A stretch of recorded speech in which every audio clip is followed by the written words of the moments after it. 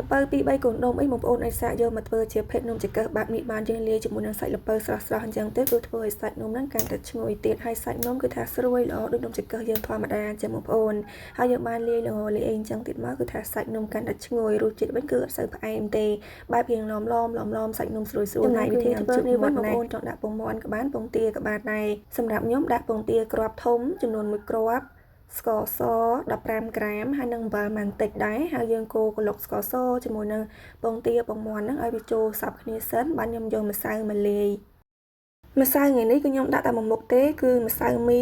145ក្រាមម្សៅមីនេះដែរបងប្អូនអាចចិនដូរដោយម្សៅនំខេកបានចំពោះខ្ញុំអត់មានម្សៅនំខេកទេបងប្អូនអញ្ចឹងទៅខ្ញុំដាក់ម្សៅមីវិញអញ្ចឹងណាយើងរៀបចំម្សៅអញ្ចឹងហើយចំណែកសាច់ល្ពៅនេះវិញខ្ញុំបានចំហុយឆ្អិននៃទម្ងន់របស់វា85ក្រាមយើងបបែកសាច់ល្ពៅហ្នឹងឲ្យម៉ត់បានល្អអញ្ចឹងទៅបានខ្ញុំយកមកលាយជាមួយម្សៅហើយគ្រឿងផ្សំមានតែប៉ុណ្្នឹងទេបងប្អូនគឺងាយស្រួលធ្វើមែនតើយើងរៀបចំច្បល់សាច់ល្ពៅជាមួយនឹងម្សៅហើយនឹងពងទាពងមាន់ហ្នឹងឲ្យវាចូលសព្វគ្នាបានល្អហើយខ្ញុំរៀបចំម្សៅនឹងជាដុំមូលមួយស្អាតខ្ញុំយកល្ងមកលាយដែរបងប្អូនចង់ប្រើល្ងសក៏បានល្ងខ្មៅក៏បានដែរសម្រាប់ខ្ញុំដាក់ល្ងខ្មៅចំនួន10ក្រាមយើងរៀបចំច្របាច់ម្សៅនឹងម្ដងទៀតទៅឲ្យសាច់ល្ងជាមួយនឹងល្ពៅហ្នឹងវាចូលសព្វគ្នាបានល្អហើយយើងរៀបចំវាជាដុំមូលមួយស្អាតម្ដងទៀតខ្ញុំដាក់ផ្អាប់សាច់ល្ពៅហ្នឹងរយៈពេល15នាទីទៅ20នាទីសិនដើម្បីឲ្យសាច់ល្ពៅហ្នឹងវាទន់ល្អបងប្អូនជួយងាយស្រួលក្នុងការធ្វើម៉ូតនំដែររួចវាបាន15នាទីទៅ20នាទីមកខ្ញុំរៀបចំម្សៅនឹងដកចេញពីចាននឹងវិញមុននឹងយើងចាប់កាន់ម្សៅបងប្អូនអាចលាបដៃយើងជាមួយនឹងប្រេងឆាបន្តិចទៅដើម្បីកុំឲ្យស្អិតអញ្ចឹងណាដោយសារតែសាច់ល្ពៅនេះខ្ញុំលាយរៀងជ្រាយដែរបងប្អូនអត់ចង់ឲ្យជ្រាយទេបងប្អូនអាចដាក់ពងទាក្រោយវិញយើងលាយសាច់ល្ពៅជាមួយនឹងម្សៅសិនទៅហើយបើសិនជាម្សៅជាមួយនឹងសាច់ល្ពៅនឹងវា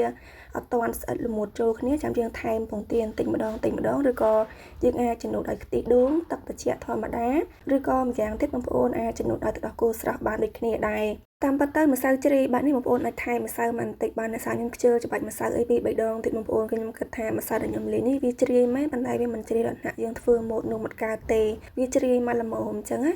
ហើយចូលមកការធ្វើម៉ូតនំនេះវិញមិនជាពិបាកទេបងប្អូនយើងស្កត់ម្សៅនឹងឲ្យស្ដើងទៅហើយបន្ទាប់មកយើងយកកូនកបិតក្បានកបិតយើងធម្មតាឬក៏ជាប្រភេទជ័រកាត់ម្សៅអញ្ចឹងក៏បានដែរអំឡុងពេលដែលខ្ញុំរៀបចំសាច់នំកាត់ជាងទៅវែងនោះខ្ញុំបានដាក់កម្ដៅម៉ាស៊ីនដុតដែរបងប្អូនម៉ាស៊ីនដុតនេះខ្ញុំកម្ដៅរយៈពេល5នាទីទៅ10នាទីដើម្បីឲ្យម៉ាស៊ីនដុតនឹងវាក្ដៅងុំបានល្អអញ្ចឹងណាបន្ទាប់ពីយើងបានរៀបចំធ្វើម៉ូតហើយគឺថាម៉ាស៊ីនដុតនឹងក្ដៅបានល្អហើយយើងដាក់សាច់នំចូលទៅដុតរយៈពេល25នាទីទៅ30នាទីចំពោះភ្លើងខ្ញុំបើក180អង្សាទៅ